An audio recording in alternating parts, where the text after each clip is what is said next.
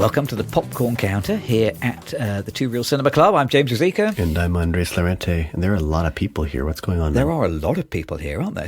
I've never seen the Popcorn Counter doing so much business. This is incredible. This is a lot of popcorn. There's popcorn on the floor. Can you see this guy's carrying like 4 boxes? Is that for him or what's going on? You know, I personally have a theory why people are buying quite so much popcorn. I mean, popcorn is the number one moneymaker for exhibitors, isn't it? Oh, that's probably right. The cinema would be delighted they're selling so much popcorn, but I have a theory about why they are selling quite so much popcorn. But I could here's my phone. I want you to watch this video and tell me whether you can figure out why people are buying so much popcorn. Watch this. Should I be talking while I watch it, or do you just... You can talk while you watch if you like. Oh my God. Well, they're not eating it. They're, throwing? Yep. Why is there a chicken in the theater? What on earth is happening? Oh my God. Oh my God. I would be so unhappy. Are they throwing drinks too, or is it just popcorn? What is going on? So do you know what film the people in this video are watching? Well, it says, oh my God, it says Minecraft chicken jockey reactions that went insane. Is there a chicken jockey? Is that a character? What is going on? So we went to see a Minecraft movie like a couple of weeks ago. So it was school holidays, and I told the children, let's go see the Minecraft movie. So they've played Minecraft for probably 10 years or something like that. I don't think any of us had particularly high hopes about how good the Minecraft movie would be. But what I didn't realise was what absolute chaos it would be. So we went to kind of see the Minecraft movie, and we kind of sat quite near the back. And there's about 5 or 6 moments in the film when one of the characters, usually Jack Black, they either say something which is clearly recognizable from the trailer or from the game itself, and the whole theater, the whole cinema, which is all full of kind of like Gen Alpha teenagers, just absolutely explodes. People are chucking popcorn all over the place and spraying their drinks around and kind of standing ovations and cheering and shouting along with the screen. It's absolutely incredible. And like the most monumental moment is Chicken Jockey. Okay, so like about halfway through the movie, Jason Momoa, who plays this kind of slightly loserish character, he has to fight a character from the game Minecraft, which is a little baby zombie riding on the back of a chicken. And apparently this is called Chicken Jockey. But when the Chicken Jockey appears, the whole cinema just absolutely exploded. And it's become like a meme.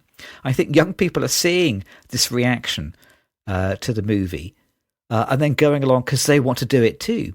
So it's become this kind of weird, strange, self-perpetuating group experience. I've never seen anything like it. It's unbelievable.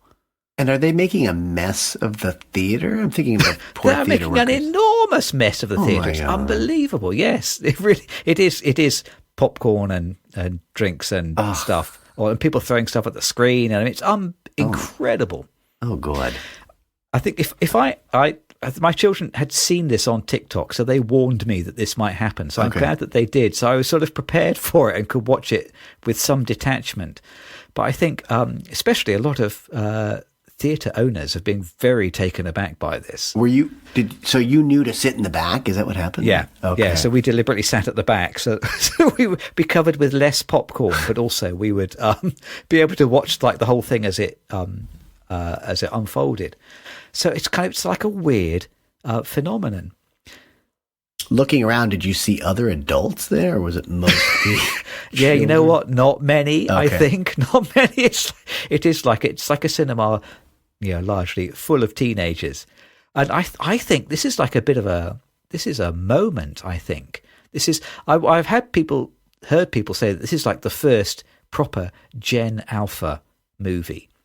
So this is like the generation of kids who grew up with video games. Yeah. The generation for whom movies are actually kind of not nearly as important, and they're not nearly as excited about movies or TV as previous generations were. Video games is the thing that really moves them. And for video games, the most popular video game of all time, I think Minecraft is, then to appear, on the big screen with proper movie stars, I think it feels like being seen. I think it feels like, this is a movie for us at last. Wow. I have so many questions. So they're buying popcorn with the intention of throwing it at some point during the film? Yeah, I mean, I've seen videos of worse. There's a video circulating around about a guy who smuggles a live chicken into the theatre, and then when the chicken jockey comes up, he then parades his chicken around, and there's a chicken that's strutting around in front of the screen. So it's not just popcorn. It's farm animals. Really, it's reached that state, that level of intensity. Yeah, it's a conundrum for theater owners. You'd think, well, don't sell popcorn, and then we just said that's where they make most of their money. Okay. Another question, is the film any good, or is it just a place to hang out? The film is fairly terrible. Okay. The film is kind of peculiar. It's directed by Jared Hess, who made Napoleon Dynamite. Oh, a long time ago. And whose career has kind of not been red hot since then. Yeah. So I think he made Nacho Libre with Jack Black immediately after Napoleon Dynamite, and then he's kind of has sort of struggled to have a big hit since then. And this is like his big return. I checked this afternoon that it's currently made $816 million at the box office so far. The Minecraft movie. So there are almost certainly going to be Minecraft 2, 3, and 4 coming down the pipe. And then, do you think that the hysteria in the theaters is something that they marketed? Is that the intention of the film, or is that just a TikTok ancillary activity somehow it's been inspired? So I doubt whether it was intentional, but I think now any sensible theatre owner will probably milk it, because kids are going for repeat performances, and they're buying all the concessions so that they can throw them around, and you may need to pay your staff to come in early and leave late and spend more time cleaning up the popcorn. Yeah. But it's all money in the bank, isn't it? So I'm guessing it's one of those things that becomes self-perpetuating, doesn't it? Once it becomes famous enough, then everybody wants to get in on it. And, it will just grow and grow until suddenly it becomes boring. But for the moment, $816 million, who is complaining? Just the minimum wage kids who are sweeping up the popcorn, I suppose. Yeah. I was trying to rack my brains about whether there have been any other films where there's been a similar level of audience participation. I was trying to think, there's Rocky Horror Picture Show. Did you ever go and see that at the theatre? Terrible film. Yeah. I never really liked it, and I didn't. And I think that comes from a stage musical. Yeah, I think so. I think it was staged first, wasn't it?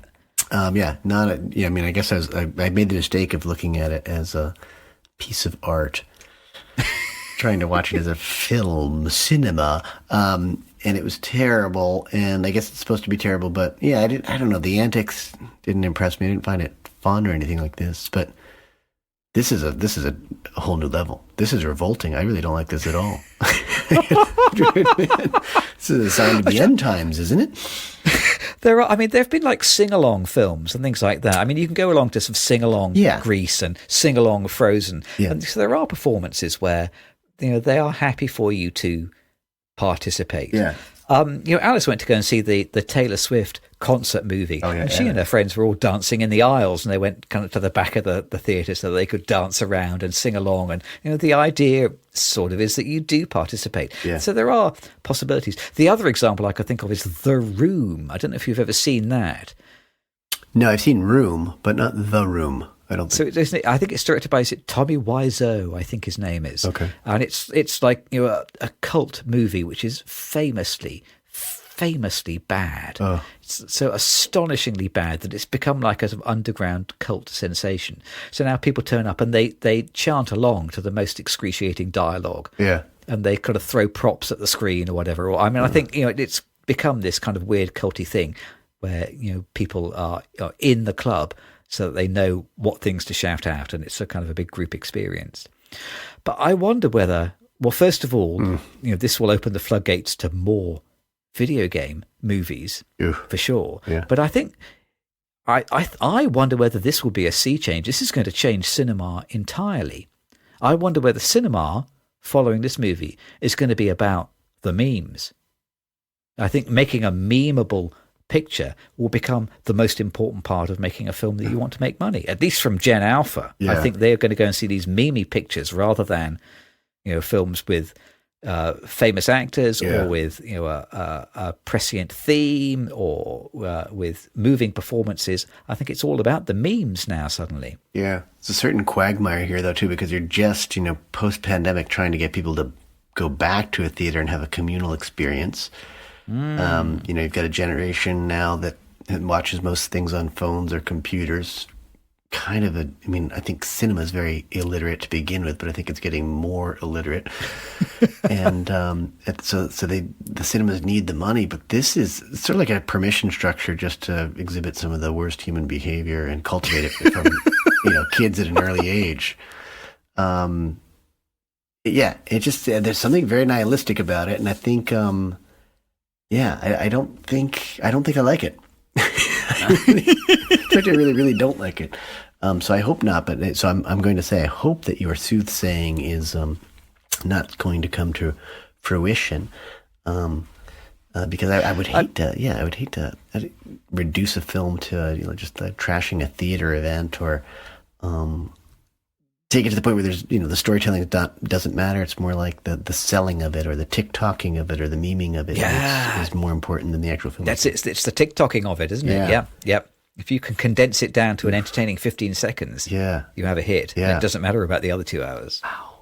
Yeah. Not a good trend in my opinion, but I'm a stodgy old guy at this point who likes films, and that ain't gonna help my world any. I think it's just super disrespectful to people. I hate it when people expect someone else to clean up after them. It drives me absolutely crazy. Yeah. So there's just the entitlement and just permission. I mean, I'm a nihilist to a certain extent, but that's really pointless nihilism in my opinion. And maybe, nihilism is not supposed to have a point, but you've got a generation that's kind of close to giving up. We're leaving them a pretty crappy planet with some really lousy governments, and so maybe that's a burst of energy, but I think that it's a generation that we need to focus on the future, because I don't think they are. They're so stuck in their own phones and their own lives that they don't see the train that's coming for them that we've put on the tracks heading in their direction as opposed to away from their direction. So, kids, we've made you a present. Yeah.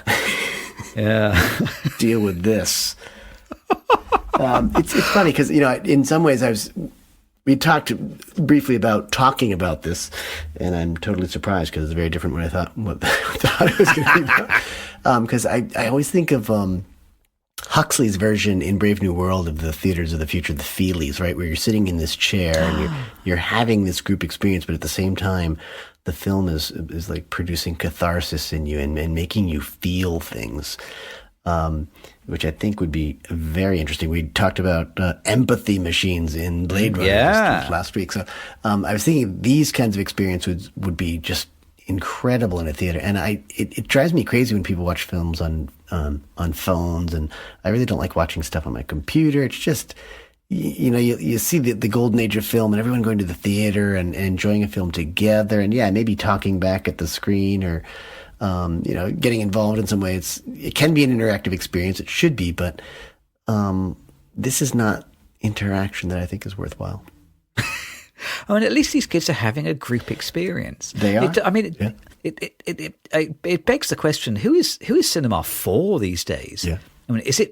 Is it kind of for these kids? Is it for old fogies like you and me? It never has been. We always talk about this, that, it's like the 15 to 24-year-old boy in particular, that seems to be the audience. And I think that's probably changed a little bit.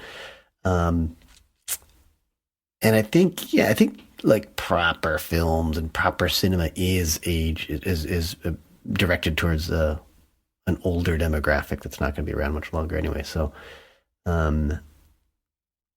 it should be for everyone. maybe, but I guess this is the point is if it's for everyone, sometimes it goes for this real low hanging fruit and just the basest instincts of humans. And this is it. You're going into a place to trash it. You've got the permission structure to go into a place and trash it.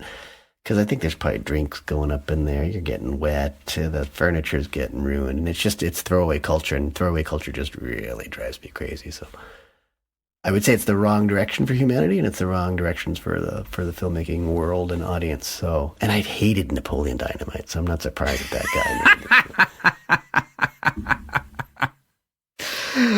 So that's a triple loss. Yeah.